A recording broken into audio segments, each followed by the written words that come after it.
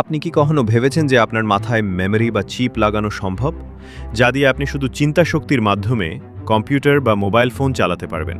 আপনার হাতের দরকার পড়বে না, বসে থেকেই সিগন্যাল পাঠাতে পারবেন। আপনি যা ভাববেন তাই কম্পিউটার টাইপ করবে। কিং বা আপনি চিন্তা করছেন যে হিডেন বেটসের একটি তথ্যভিত্তিক ভিডিও দেখবেন, তার সঙ্গে সঙ্গে আপনার সামনে চলে আসবে। সম্ভব করেছে ইলন মাস্কের প্রতিষ্ঠান নিউরালিঙ্ক। আজকের ভিডিওতে আমরা জানব এই চিপ কিভাবে কাজ করে, কিভাবে বা এই চিপ বসানো হয়, এখনও পর্যন্ত কতটুকু সফল এই গবেষণা, আর এটি দিয়ে ভবিষ্যতে কি করা যাবে। তাহলে চলুন জেনে নিই এই চিপ কিভাবে কাজ করে। আপনি কি কখনো ভেবেছেন যদি মানুষ শুধু চিন্তা করেই মোবাইল চালাতে পারত? আয়নের মতো ছোট একটি চিপ যা মস্তিষ্কের ভেতরে বসিয়ে মানুষ কম্পিউটারকে ভাবনার মাধ্যমে নিয়ন্ত্রণ করছে। এই সায়েন্স ফিকশনকে বাস্তবে রূপ দিতেই 2016 সালে ইলন মাস্ক প্রতিষ্ঠা করেন নিউরালিঙ্ক, একটি ব্রেইন কম্পিউটার ইন্টারফেস কোম্পানি। নিউরালিঙ্কের কাজ হল মানুষের ব্রেইনের নিউরনের বৈদ্যুতিক সিগন্যাল পড়া এবং সেই সিগন্যালকে ডিভাইসে রূপান্তর করা। একটি ছোট চিপ বসানো হয় মাথার খুলির নিচে, যাতে থাকে প্রায় 1000টি ইলেকট্রোড।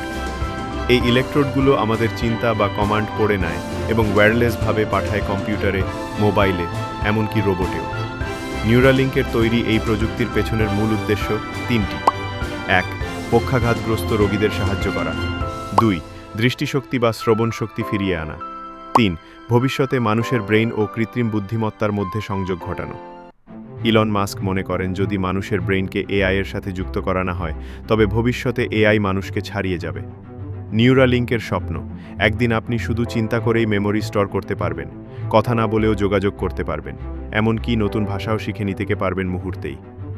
নিউরালিঙ্কের যাত্রা একটি এমন ভবিষ্যতের দিকে যেখানে মানুষ ও প্রযুক্তি একসাথে কাজ করবে এক নতুন মাত্রা।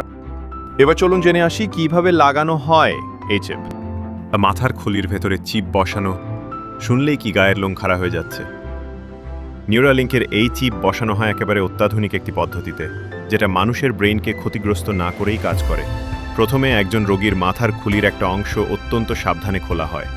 তারপর ছোট্ট একটা লিঙ্ক ডিভাইস, যেটা দেখতে অনেকটা 5 টাকার কয়েনের মতো, সেখানে স্থাপন করা হয়। এই লিঙ্ক ডিভাইসের সঙ্গে থাকে আলট্রাফাইন ও পাতলা ইলেকট্রোড, প্রতি টুকরো মানুষের চুলের চেয়েও পাতলা। এই ইলেকট্রোডগুলো ব্রেইনের নির্দিষ্ট অংশে এমনভাবে ঢোকানো হয় যেন তা নিউরনের বৈদ্যুতিক সিগন্যাল ঠিকভাবে ধরতে পারে। এটি করা হয় একটি বিশেষ রোবট সার্জন দিয়ে। নিউরালিঙ্ক নিজেই তৈরি করেছে এই রোবটটি মিলিমিটারের চেয়েও সূক্ষ্মভাবে প্রতিটি ইলেকট্রোড সঠিক জায়গায় ঢুকিয়ে দেয়। এই সার্জারি সাধারণত জেগে থাকা অবস্থায় হয় এবং রোগী কোনো ব্যথা অনুভব করেন না। সার্জারির পর চিপটি ব্রেইনের সঙ্গে যোগাযোগ শুরু করে, আর রোগী শুধুমাত্র চিন্তা করেই কম্পিউটার বা মোবাইল চালাতে পারেন। ভাবুন তো, যে মানুষটা হাত পা নাড়াতে পারেন না, তিনি যদি শুধুমাত্র চিন্তা করেই ভিডিও গেম খেলতে পারেন। এটাই হলো আধুনিক মেডিকেলের এক নতুন যুগের সূচনা, যেখানে প্রযুক্তি, মস্তিষ্ক আর মানুষ একসাথে মিলছে এক অভূতপূর্ব ভবিষ্যৎ। এখন চলুন দেখে নেই এটি কতটা সফল গবেষণা। 2024 সালের শুরুতে নিউরালিঙ্ক ইতিহাস গড়েছিল। তাদের প্রথম মানব ট্রায়াল সফলভাবে সম্পন্ন হয়। প্রথম রোগী ছিলেন 29 বছর বয়সী নোলান আরবা, একজন আমেরিকান, যিনি গলায় নিচ থেকে পুরোপুরি পক্ষাঘাতগ্রস্ত। সার্জারির কয়েক সপ্তাহ পরেই নোলান শুধুমাত্র চিন্তা করে কম্পিউটারের কার্সর চালাতে পারেন। তিনি দাবা খেলেন, ইউটিউব দেখেন, এমনকি ভিডিও গেমও খেলেছেন, সবকিছু মস্তিষ্ক দিয়ে নিয়ন্ত্রণ করে। এই ডিভাইস নোলানের মস্তিষ্ক থেকে নিউরাল সিগন্যাল পড়ে নেয়। তারপর এআই সেই সিগন্যাল বিশ্লেষণ করে বোঝে যে তিনি কি করতে চাইছেন। ধরো নোলান চায় কার্সর ডান দিকে নিতে, তিনি শুধু কল্পনা করলেই সেটি ঘটে। নিউরালিঙ্কের চিপ ঠিক সেই সংকেত ধরে নিয়ে কার্সর সরিয়ে দেয়। নিউরালিঙ্ক বলছে নোলান এখন দিনে ঘন্টার পর ঘন্টা এই প্রযুক্তি ব্যবহার করছেন এবং তার ব্রেইনের কার্যক্ষমতাও ভালোভাবে রেসপন্স করছে। তবে এখনও পর্যন্ত এই প্রযুক্তি এক্সপেরিমেন্টাল ধাপে আছে। FDA অনুমোদন পাওয়ার পর এটি মানুষের জন্য পুরোপুরি বাণিজ্যিকভাবে ব্যবহার করা যাবে। নিউরালিঙ্ক নিজেই স্বীকার করেছে যে ডিভাইসটি দীর্ঘমেয়াদে কতটা নিরাপদ তা এখনও পর্যবেক্ষণ করা হচ্ছে। তবে প্রাথমিক ফলাফলগুলো রীতিমতো চমকপ্রদ। তারা আশা করছে ভবিষ্যতে এই প্রযুক্তি দিয়ে অন্ধ মানুষকে দেখাতে, পক্ষাঘাতগ্রস্তকে হাঁটাতে, এমনকি ব্রেইন ডিসঅর্ডারও ঠিক করা সম্ভব হবে। তাই বলা যায় নিউরালিঙ্কের এই গবেষণা কেবল সাফল্য নয়, এটা এক ভবিষ্যতের জানালা যেখানে মানুষের সীমাবদ্ধতা প্রযুক্তির মাধ্যমে জয় করা সম্ভব। এখন আমরা দেখব এটি দিয়ে ভবিষ্যতে আসলে কি করা যাবে। ভাবুন তো, একটি ছোট চিপ আপনার মাথায়, আর আপনি মস্তিষ্ক দিয়েই ইমেল লিখছেন, গান শুনছেন কিংবা ভিডিও এডিট করছেন। এটা শুধু কল্পনা নয়, নিউরালিঙ্ক এই ভবিষ্যতের দিকেই এগোচ্ছে। এখন পর্যন্ত প্রযুক্তি সীমিত পরিসরে কাজ করলেও ভবিষ্যতে এর কিছু অসম্ভব লাগা কাজ সম্ভব হতে পারে। 1. পক্ষাঘাতগ্রস্ত মানুষ হাঁটতে পারবেন আবার। নিউরালিঙ্ক চিপ যদি ব্রেইন থেকে স্পাইনাল কর্ডে সিগন্যাল পাঠাতে পারে, তাহলে তা পা বা হাত চালনার আদেশ দিতে পারবে। 2.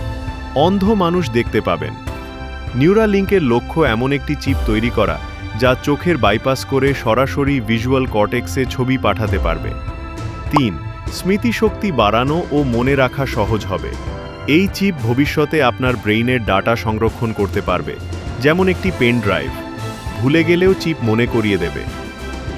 4. ভাষা শেখা হবে মুহূর্তের ব্যাপার। তুমি বাংলা বলছো আর চিপ তা সঙ্গে সঙ্গে ইংরেজিতে ট্রান্সলেট করে দিচ্ছে, এমনকি মস্তিষ্কের মধ্যেই। 5. আর এক ধাপ এগিয়ে, হয়তো আপনি কারো মনের ভাব বুঝে ফেলছেন। যদি দুজনের মাথায় নিউরালিঙ্ক থাকে, তবে চিন্তাভাবনাও আদান প্রদান হতে পারে। একে বলে ব্রেইন টু ব্রেইন কমিউনিকেশন। তবে প্রযুক্তির এমন ক্ষমতা বিপদের দিকেও নিয়ে যেতে পারে। হ্যাকিং, মনের গোপন তথ্য চুরি কিংবা ব্যক্তিগত স্বাধীনতা হুমকির মুখে পড়তে পারে। তাই ইলন মাস্ক বারবার বলছেন, নিউরালিঙ্ক যেন মানবতার উপকারে আসে, এজন্যই এর প্রতিটি ধাপ খুব সতর্কভাবে এগোনো হচ্ছে। আজকে যেটা বিজ্ঞানের বিস্ময়, সেটা কাল হতে পারে দৈনন্দিন জীবনের অংশ। আপনার কাছে একটি অনুরোধ, যদি ভিডিও ভালো লাগে তাহলে একটি লাইক করে পাশে থাকবেন। ধন্যবাদ এতক্ষণ ভিডিওটি দেখার জন্য।